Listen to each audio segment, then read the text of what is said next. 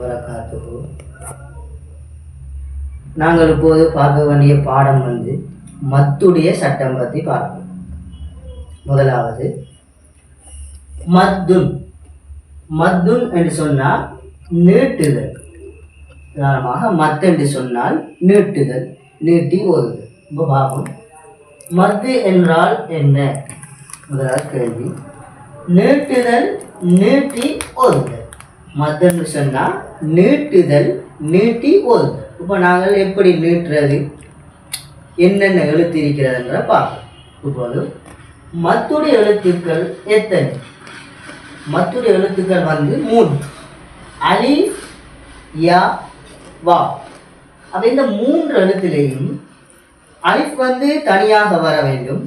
அலிஃபுக்கு எந்த விதமான இதுகளும் ஹரக்காத்துகள் எந்த விதமான இதுகளும் வரல. யாவுக்கும் வாவுக்கும் சுக்கூன் வந்துருக்கு. இப்போ நாங்கள் அலிஃப் எப்படி வந்தால் எப்படி ஓதுவது, யா எப்படி வந்தால் எப்படி ஓதுவது, இந்த வாவ் வந்தால் எப்படி ஓதுவது என்றதை விரிவாக பார்ப்போம்.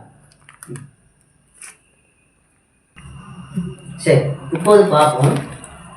இப்போ மத்துடைய சட்டத்தில் நாங்கள் மத்துடைய 3 எழுத்து பார்த்தோம். இப்போ 3 எழுத்தும் எப்படி என்ன மாதிரி வந்தால் எப்படி ஓதுது. இப்போ அலிஃப் முதலாவது நாங்கள் பார்க்க வேண்டிய எழுத்து அலிஃப். இப்போ மத்துடைய எழுத்துல முதலாவது எழுத்து அலிஃப். இப்போ நாங்கள் அலிஃப் எப்படி வந்தால் எப்படி ஓதுன்றதை பார்ப்போம். இப்போ பாருங்கள், அலிஃப். அலிஃப் தனியாக அதற்கு முன்னால் உள்ள எழுத்திற்கு ஃபதஹ் வந்தால் அந்த எழுத்தை நீட்டி ஓத வேண்டும். திரும்பி இருக்கா பார்ப்போம்.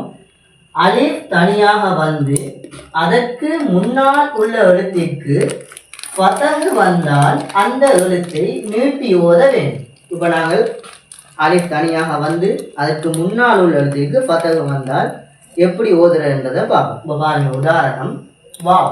வாவுக்கு முன்னால் எழுத்து அலிஃப் இந்த அலிஃப் தனியாக வந்திருக்குது, முன்னால் எழுத்துக்கு ஃபதஹா வந்திருக்கு. அப்போ இதில் நாங்கள் எப்படி ஓதணும்னு சொன்னால் நீட்டி ஓத வேண்டும். இப்போ வாவ் அலிஃப் ஃபதஹ் வா, அந்த அளவுக்கு நீட்டி ஓதணும். வாங்க பாருங்க. ரெண்டாவது ஃபா அலிஃப் ஃபதஹ் ஃபா, நூன் அலிஃப் ஃபதஹ் நா, காஃப் அலிஃப் ஃபதஹ் கா, சீன் அலிஃப் ஃபதஹ் சா. இப்படி நாங்கள் நீட்டி ஓத வேண்டும். இப்போ இரண்டாவது எழுத்து யா. யாவுக்கு கட்டாயம் சுக்கூன் இருக்கும். யாவுக்கு சுக்கூன் வந்தால் அதுக்கு முன்னால் உள்ள எழுத்துக்கு என்ன மாதிரி வந்தால் எப்படி ஓதுறன்ற பார்ப்போம். பாருங்க, யாவுக்கு சுக்கூன் அதற்கு முன்னால் உள்ள எழுத்திற்கு கசரு வந்தால் அந்த எழுத்தை நீட்டி ஓத வேண்டும். திரும்பி பார்ப்போம். இப்போ யாவுக்கு சுக்கூன் அதற்கு முன்னால் உள்ள எழுத்திற்கு கசரு வந்தால் அந்த எழுத்தை நீட்டி ஓத வேண்டும். இப்போ இதுக்குரிய உதாரணத்தை பார்ப்போம். பாருங்க, இப்போ இந்த யா. இப்போ யாவுக்கு சுக்கூன் இருக்குது, அதுக்கு முன்னால் உள்ள எழுத்திற்கு கசரு வந்துருக்கு. இப்போ இப்படி வந்தால் இதை நீட்டி ஓத வேண்டும். இப்போ உதாரணம் பார்ப்போம். அலிஃப் யா கசரு ஈ, வாவ் யா கசரு வி, காஃப் யா கசரு கீ, லாம் யா கசரு லீ. இப்படி என்ன செய்ய வேண்டும், நீட்டி ஓத வேண்டும். இப்போ மூன்றாவது முறையை பார்ப்போம். சரி, இப்போ மத்துடைய சட்டத்தில் நாங்கள் 2 எழுத்துக்குரிய உதாரணத்தை பார்த்தோம். இப்போ மூணாவது எழுத்து பா. பாவுக்குரிய உதாரணத்தையும் பார்ப்போம். பாவ் எப்படி வந்தால் எப்படி ஓதுன்றதையும் பார்ப்போம். பாருங்க, வாவ். வாவுக்கு சுக்கூன் இருக்க வேண்டும்.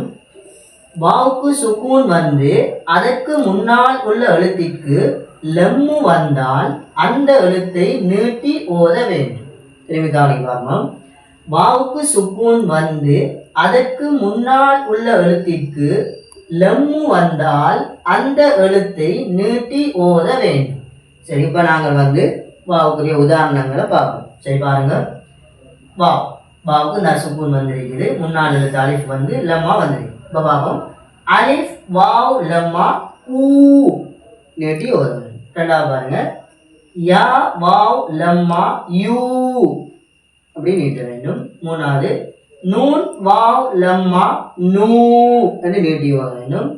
காஃப் வாவ் லம்மா கூ, லாம் வாவ் லம்மா லூ, சரி, இப்படி நாங்கள் என்ன செய்ய வேண்டும் என்று சொன்னால் நீட்டி ஓதணும். இப்போ இன்றைக்கு நாங்கள் பார்த்தது மத்துடைய சட்டம். மத்து என்றால் என்ன, நீட்டுதல் எப்படி, 3 எழுத்து, அலிஃப் எப்படி வர வேண்டும், யா எப்படி வர வேண்டும், வாவ் எப்படி வர வேண்டும் என்று நாங்கள் பார்த்துட்டோம்.